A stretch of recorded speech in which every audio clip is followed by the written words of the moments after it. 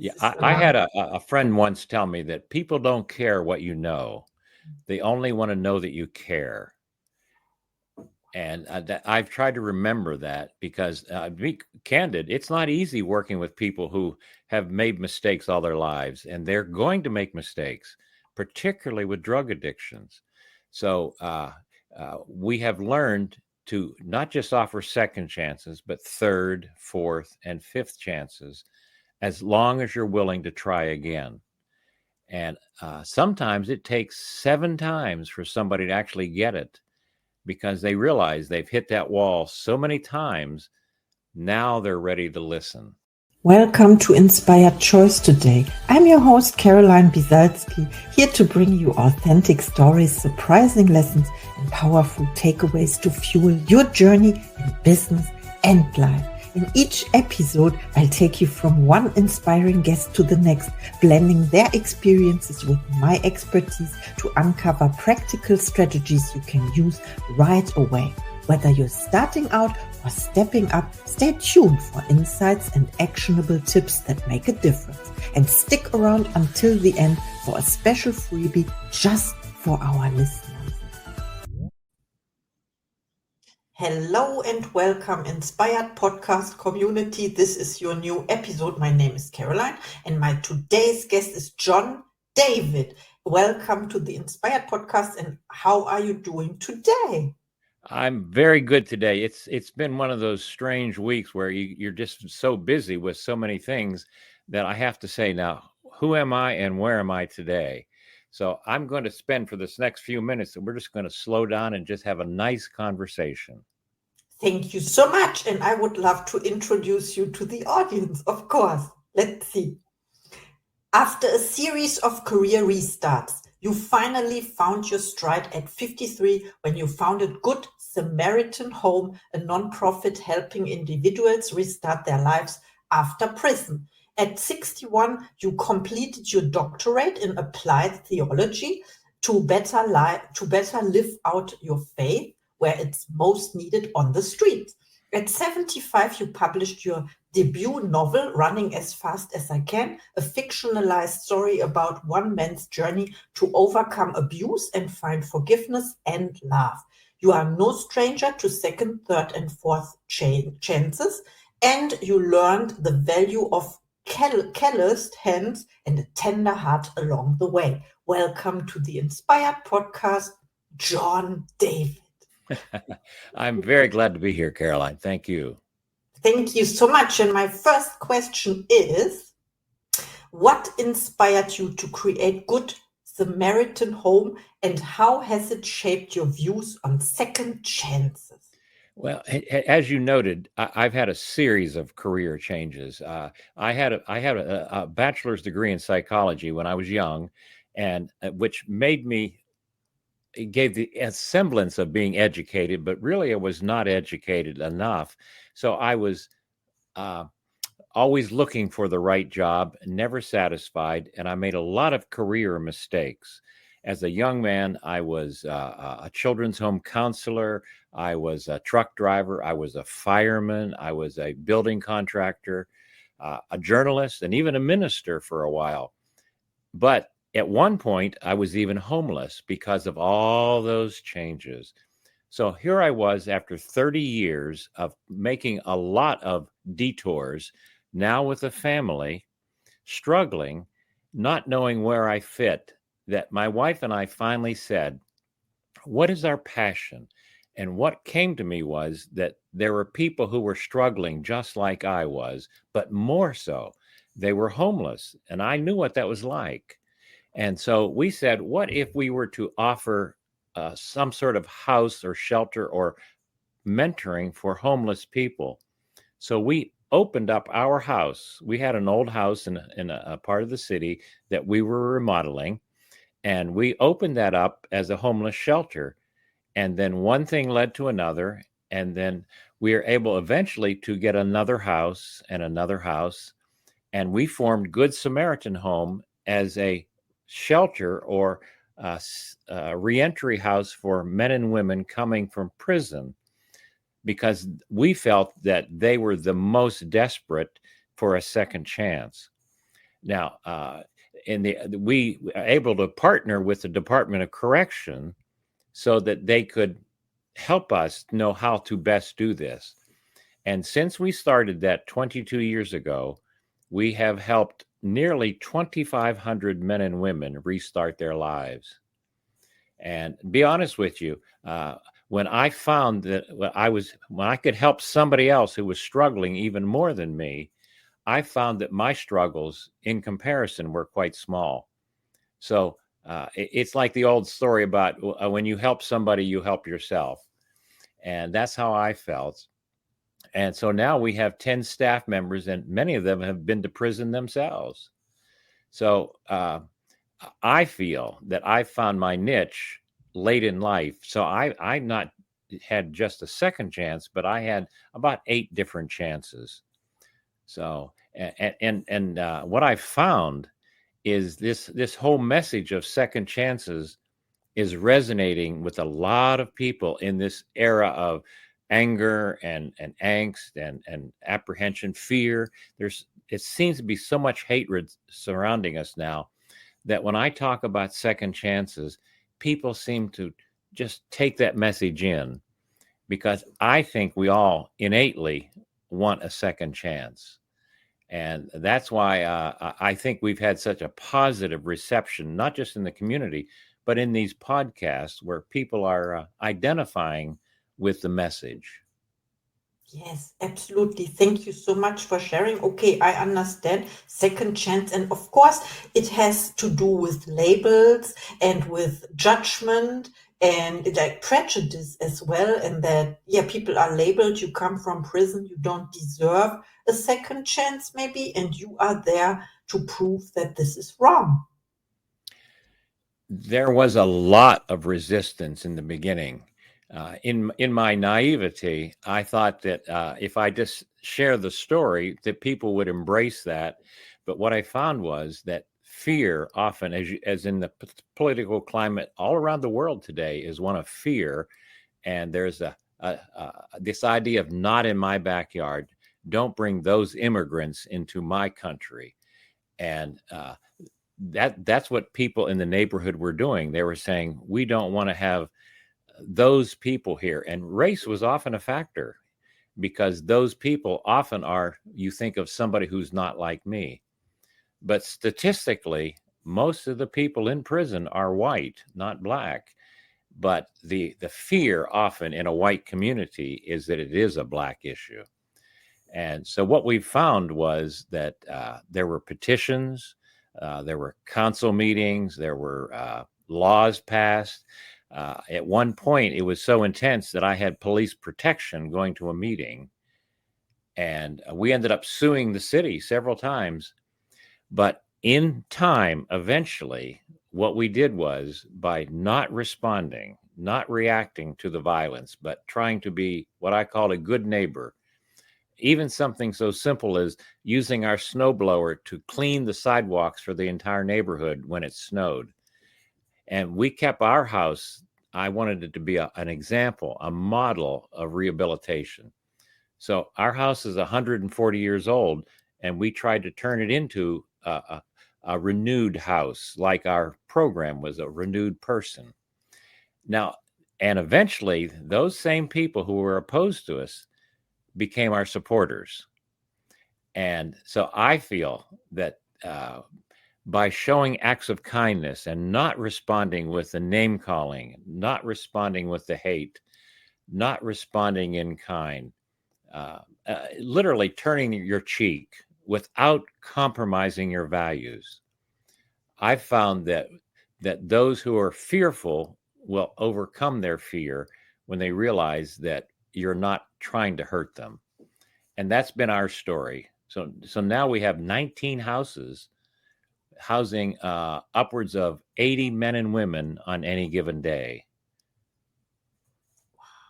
Thank you so much for sharing. Now I understand, of course. So you talked about the good neighbor, and I love this concept because I would say, and we face also, or we face racism in Germany. Of course, it's a subject, and the thing is, when you know people from a different, let's say, skin color, then you get familiar, so the barriers are reduced, so to say. So the concept of good neighbor, and when you talked about that these are your greatest supporters now, it makes totally sense to me. There's a seems to be a knee-jerk reaction. If somebody looks different from me, we want to distance ourselves. But my conclusion over the years that it's really not a question of color, it's a question of culture. And if I can get to know you, and I understand that in Germany you were having a lot of issues with Syrian immigrants, people coming from during the Syrian civil war, and it was very difficult because the different cultures. But over time, people realize that because you are different, or as in our case, we speak a different language, but we're still communicating. It's so important. And what you said about, I love this, it's not about color, it's about culture. And this is so true. Then, because what is culture? It's our, how we have been raised, and also our habits, right? So we are used to something that is maybe not very helpful to us, but, and we need people like you, and thank you for doing this, for showing us the how we can do it differently, right? One of the things I do, Caroline, is I do my writing for my novel in Texas. So I travel every other 2 weeks, and Texas is predominantly Hispanic, particularly South Texas. And so I'm a minority in that community. And when I go into a store, Spanish may be the native language. So I have to stretch myself and work at the language. But what it reminds me is that as a white man, I am a minority in the world. And it reminds me to never forget that. And that makes me just a little more humble, because we European descent people we have a lot to overcome, shall we say. Yes. Let's say this, and let's have a look at my next question. It is, how has your doctorate in applied theology influenced your approach to helping people in real life situations? Well, I didn't start my doctorate until I was, I think, about 50 years old. And like my son said, why are you doing that? Because it won't benefit your work. But the discipline, and particularly, we studied the history of not just the doctrines, but the practice of the faith. And what I found was that historically, the church has always been on the forefront of social action.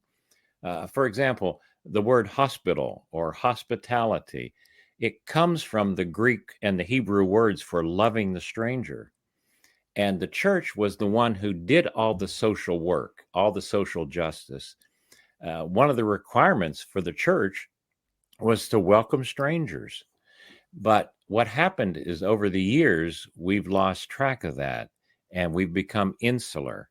So by looking at our historical and theological roots, I look for a way to reclaim it, but not in the church, because I've found that most people who are not believers are uncomfortable going into church. So I take the church to the street, but I never say to somebody, "Are you a Christian?" or "Are you saved?" or "Would you come to church with me?" What I say is, "Are you hungry?" Because that's their language. That's what they're looking for an answer. And by offering shelter, by offering a safe place, by offering food, people hear me in ways that I could never use with any sermon or lecture. And so we do, it's like putting our faith with our feet and hands, not with our lips. Mhm. And I that's what under my doctorate taught me. It taught me to shut up and do the work. Yes, there's a saying, it goes in the same direction. It is, tell them, but show them first. And I think, yeah, Yeah, this is I another. had a friend once tell me that people don't care what you know. They only want to know that you care. And I've tried to remember that, because, to be candid, it's not easy working with people who have made mistakes all their lives, and they're going to make mistakes, particularly with drug addictions. So we have learned to not just offer second chances, but third, fourth, and fifth chances, as long as you're willing to try again. And sometimes it takes 7 times for somebody to actually get it, because they realize they've hit that wall so many times. Now they're ready to listen. It sounds funny a little bit because I have this picture in mind of this wall and hit the wall, and I have to laugh, of course, because I experienced this myself. So I'm very grateful when someone gives me a second chance or a third one or a fourth one, as you said. And you mentioned belief as well. And I know there is, faith and belief. They are not the same, and you talked about they don't believe so much in, you said in God but I also see the parallel between belief or faith and believing in yourself. That means when you have a low self-esteem after what happened to you or what you were responsible for, in fact, because when you are in prison or when you are homeless, then it's your responsibility. But the circumstances, and then when you don't believe in yourself, and you have to level this up first, rebuild, so to say, and this is what you offer, isn't it? I have found that we talk about rehabilitation, but I think a better term might be habilitation for many people. They've never gotten the initial lessons that you and I may have gotten in our homes. My home was not, it wasn't a professional home. We weren't expected to go to college. We weren't, my parents were working people in the mills, in the factories. And we were told just go to work and come home, pay the bills, and that's it. But so imagine if you were in a home where there's no mother or no father. Imagine if you're in a home where there's abuse or alcohol, and you just survive. And so it's not uncommon for children who are in a survival mode to end up in jail. And they've made the wrong choices and they have to pay for those, but they shouldn't have to pay for the rest of their life. But they don't know what to do. So what we offer is just an opportunity to try one more time, but not saying get a job. We say, how can I help you get a job? And I think that's the difference. Yes. Thank you so much for pointing this out. And also, I love how you introduced the word habilitation because because it has habit in it. So it's about forming new habits, of course, or habits you never Excellent. had, and it is related to culture. We talked about to cultivate. Cultivate means to grow. So you grow your confidence in yourself, self confidence or whatever, and also that there are people offering opportunities, right? They are not used to that they get an opportunity at all. I was just working on the newsletter this morning, and one of the stories I'm writing is about 7 of our residents who graduated from what we call the reentry program that the county offers, and they were given suits for graduation. And many of them, all of them, in fact, had never worn a suit before. And they were so proud to stand in front of the class with their diplomas and a suit. And not only do they get this training, but many of them were able to get jobs almost immediately after the program. So they were given, because they were willing to commit and they're willing to try something new, they've made a major step in rehabilitation. Yes, and I love rehabilitation. There's the word again, habit, and I learned where it comes from. It means to clothe yourself or to wear, and this. So it's so beautiful about the suits.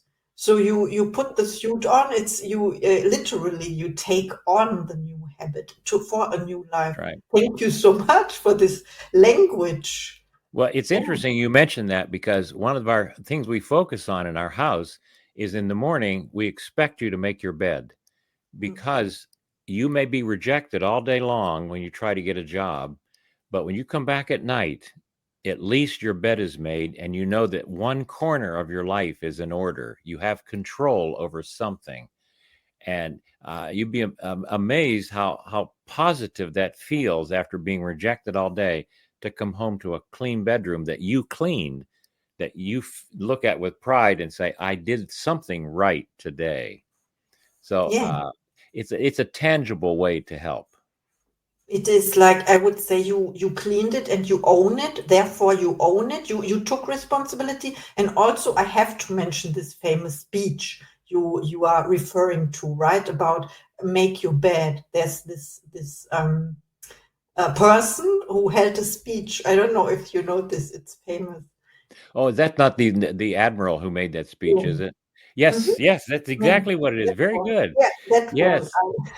That's where we got Um, the idea, and mhm. we hammer that home, that this is not about my bed. This is about your bed. This is about your life and taking control. Yes. It's empowerment as well. Yeah. Yes. Wow, I love that. Okay, I have another question, of course. Can you share how writing Running as Fast as I Can helped you reflect on personal growth and forgiveness? It, when I was trying to present the data trying to the city council and saying, here's the data on reentry, nobody was listening, because people don't listen to facts and figures. And what I learned was, it's the anecdotes, it's the stories that people hear. So I've been working on a book in my head for 50 years. So in the light of all of that's happened, I wanted to write a story about a boy like myself, but it's not about me, but it's like me. And he needed a second chance. So I told the story of Daniel Robinson growing up in an abusive family, and how he made mistakes and how he struggled. And what happened was that it's almost like a Forrest Gump type of story through the 1960s, because Daniel was involved in San Francisco. He was involved in the Detroit riots. He was involved Kent State protests, all those historical events, while he looked for his place. And it's also a romance story where he meets Kate, and Kate is coming from her own troubled past, and together, two broken people lean on one another, and together they can walk straight. And the story is it's a coming of age story, but it's also about second chances. And what I found is that the people have read it. It sold very well this past year. But what they've said is that I identified with Daniel. I lived his story. I felt the emotions of his story. And in the past year, it's garnered 25 awards. So I'm very, very pleased with the reception. Wow, congratulations. I didn't know this, but now I know, and we all look up your book, of course. Thank you so much. Well, I will Yeah. say this: it took me 10 years to write it, and it took 7 years of rewriting and rewriting. So it's a lesson for me. And through that, I learned that it's not the first draft, it's not the second draft, but some of us, in not just our writing, but our lives, we need a lot of rewriting. Yes, We need a absolutely. lot of do overs. Yes. Thank you so much. I have one last question to you. It's about your goals. Do you set goals for yourself or intentions? And what is one of your next projects? Well, I had thought about, I've got a sequel in mind called Requiem, and I started it, but now I've gotten so involved in this podcasting. And initially, the idea was to promote the book, but the truth is that, I've done a nearly 2 dozen podcasts in the past month, and everybody is asking the same thing about second chances. So I have found that I never realized that there's a hunger out there in this era of political angst and hostility, name calling.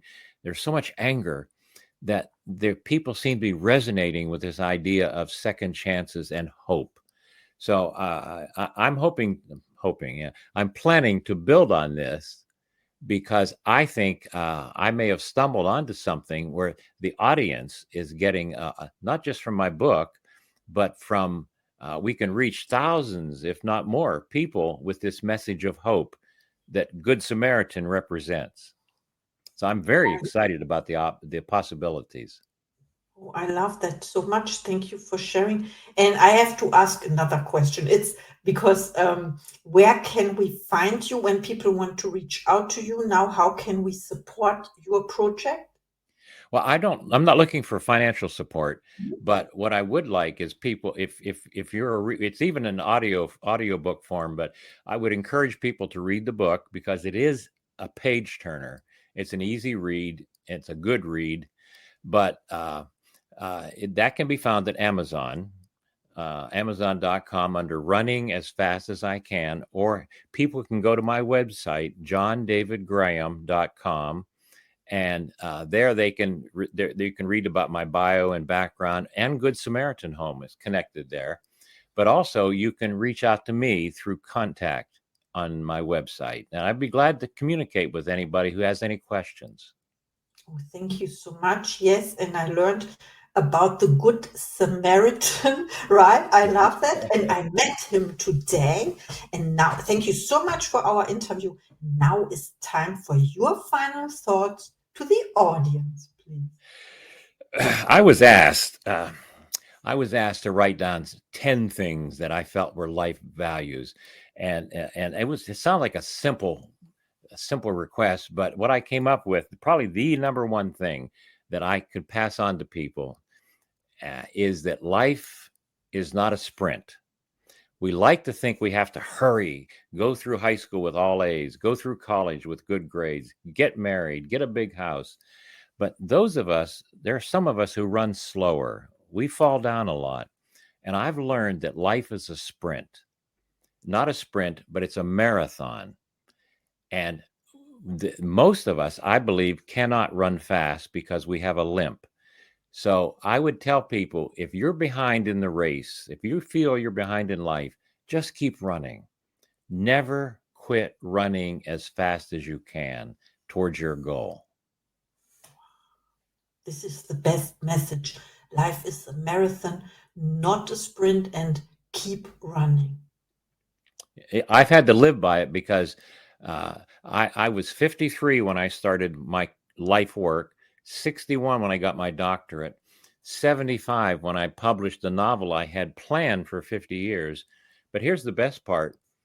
I'm 76, and I saw an ad for in the paper. They were looking for a walk-on for a television show being filmed in town. And I've never done any acting, but I put my name in, and they hired me to be an extra in a movie. And now at 76, I did something that was so far outside my comfort zone, but I tried it because it was new and different. And so technically I can call myself an actor, although I'm not moving to Hollywood. Thank you for just try mentioning something new. Try something new. every day. Try something new every day, and you learn something outside your comfort zone. I love it. Thank you so much for our interview. My pleasure, Caroline. Thank you. And see you in the next episode. Thank you for listening to Inspired Choice today. I'm thrilled to have you on this journey of growth and transformation. Don't forget to hit follow or subscribe to stay connected and never miss an episode. And here's something special. Grab your free 20-minute breakthrough session with me. It's designed to help you kickstart or level up your business. Just check out the show notes for more. Until next time, keep making those inspired choices. See you in the next episode.